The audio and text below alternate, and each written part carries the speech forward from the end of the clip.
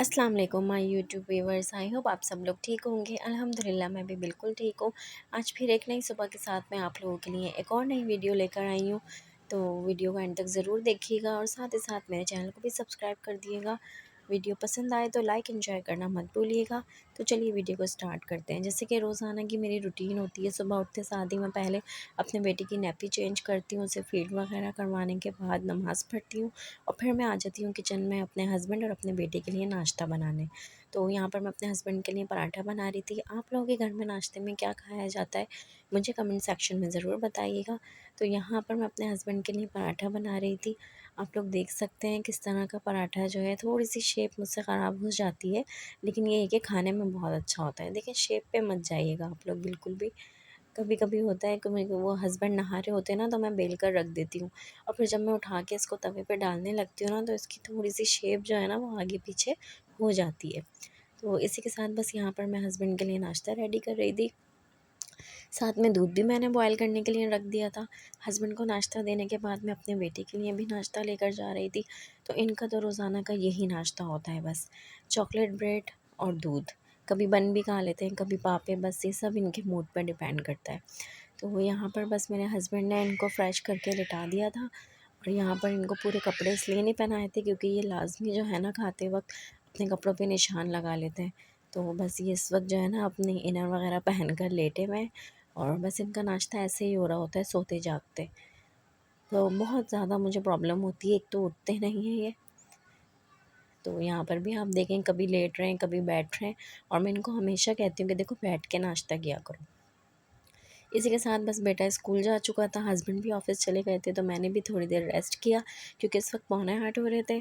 तो घर के नाश्ते में ज़ाहिर है हम लोग सब साथ नाश्ता करते हैं, तो उसमें अभी टाइम था और यहाँ पर मैं उठ चुकी थी 8:30 बजे।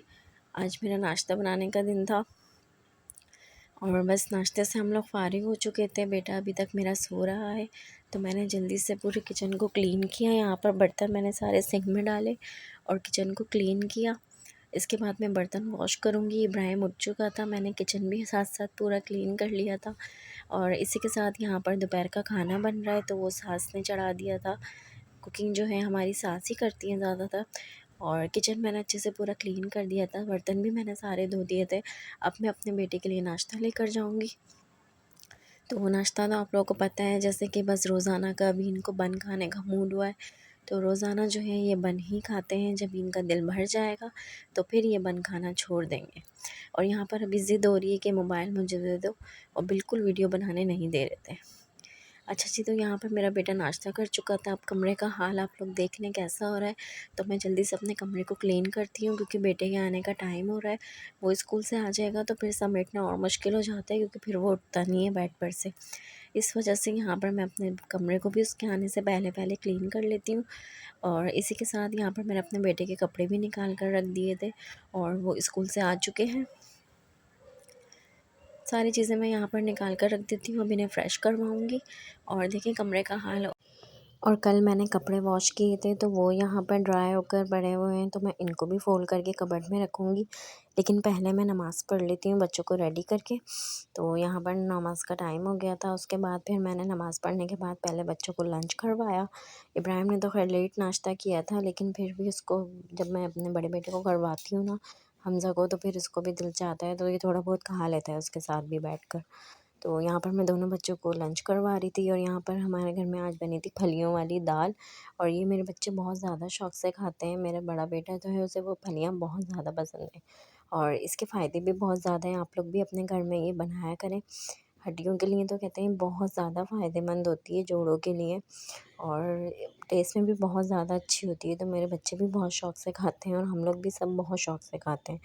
इसी के साथ बस खाना खिला रही थी मैं अपने दोनों बच्चों को। तो यहाँ पर इब्राहिम का बस यही होता है कि मुझे मोबाइल दे दो। मैं जब भी वीडियो रिकॉर्ड करती हूँ ना, वो फ़ौरन से बस मोबाइल छीनने की करते हैं और वीडियो बिल्कुल भी मुझे बनाने नहीं देते।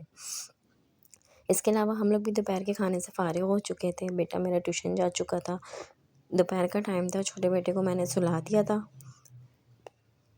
यहाँ पर ये सो रहे हैं, अब ये शाम में उठेंगे। बस दोपहर में मैं लाज़मी बच्चों को सुलाती हूँ थोड़ी देर ना, बड़ा वाला तो खैर अब ट्यूशन चला जाता है। इसी के साथ फिर असर का वक्त हो गया था, तो मैंने असर की नमाज़ पढ़ी और नमाज़ पढ़ने के बाद मैं आ गई थी कपड़े मैंने भिगो कर रखे थे। तो जैसे कि शाम हो रही है तो बहुत लेट ना हो जाए, तो मैं साथ ही साथ पहले कपड़े भी खंगाल लेती हूँ। कभी होता है कि मैं भी दिन में रेस्ट कर लेती हूँ, वरना ज़्यादातर तो मेरा यही होता है, मैं अपना काम करती हूँ। इसके अलावा मैंने चाय चढ़ा दी थी यहाँ पर, और शाम का वक्त है, इब्राहिम सोकर उठ चुका है, तो मैंने फिर से अपने बेड को क्लीन किया।